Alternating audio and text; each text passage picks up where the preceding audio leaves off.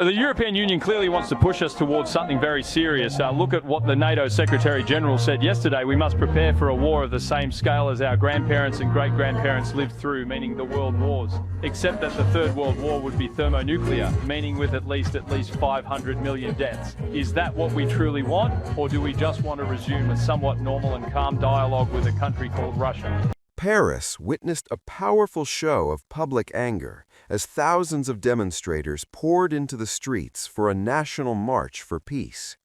The rally, organized by Florian Philippot's Patriots party, unfolded in central Paris amid rising fears that Europe is drifting closer to a major war. Protesters gathered at Place de Barcelona before marching through the capital, waving French flags, lighting smoke flares, and chanting slogans demanding an end to military escalation and foreign entanglements.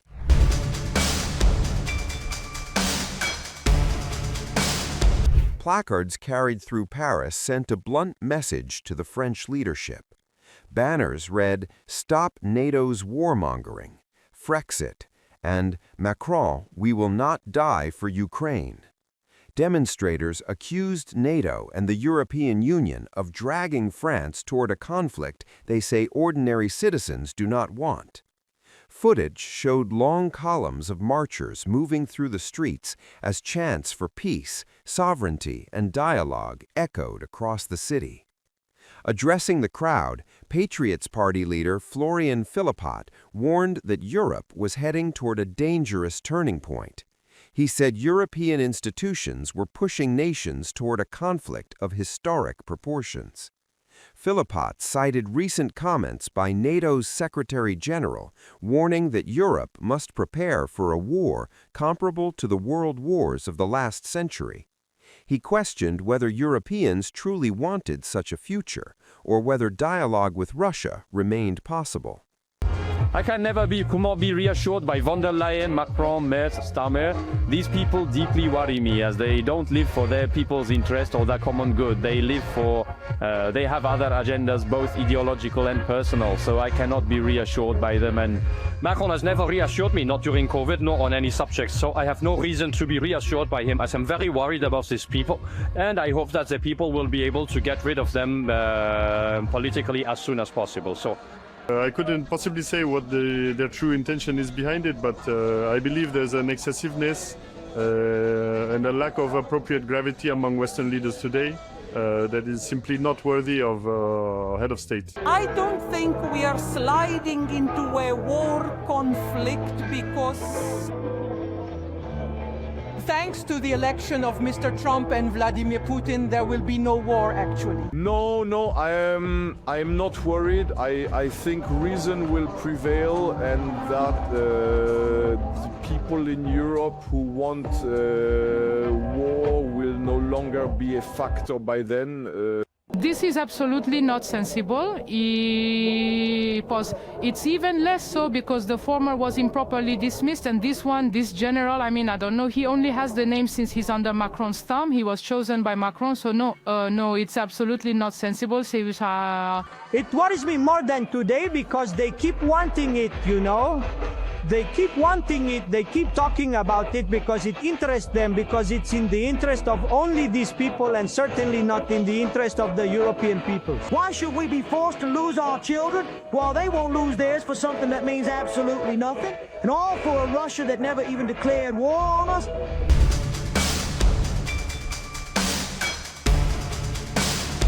The protests came just weeks after President Emmanuel Macron announced a new voluntary military service program for young people aged 18 and 19. The plan, unveiled in November, is set to begin next year and aims to strengthen France's armed forces amid concerns over Russia's war in Ukraine. Macron also committed billions of euros in additional defense spending, triggering backlash from across the political spectrum. A new national service is going to be established. progressively starting from next summer. This service pursues three very specific objectives to strengthen the pact forged between our nation and our armed forces, to reinforce the capacity for resilience of our nation, and to consolidate the training and education of our young people. We cannot return to the era of conscription, but we absolutely need a national mobilization, a mobilization of the entire nation to defend itself, not against any specific enemy, but to ensure it remains prepared and is always respected. The national service will be aimed at young French citizens, both men and women, who have reached the age of majority, who will have expressed their desire to participate voluntarily during the Defense and Citizenship Day event, which will be transformed into a mobilization day by shifting its focus back to its fundamental principles. I want to make it clear right now that the national service will be exclusively for volunteers, and its central component will be formed by young individuals who are between the ages of 18 and 19. In the event of a major crisis, Parliament could authorize calling upon, beyond just volunteers, those whose skills were identified during this day of mobilization, and then national service would become mandatory. But this exceptional case aside, this national service is a volunteer service, with individuals then selected to meet our army's needs.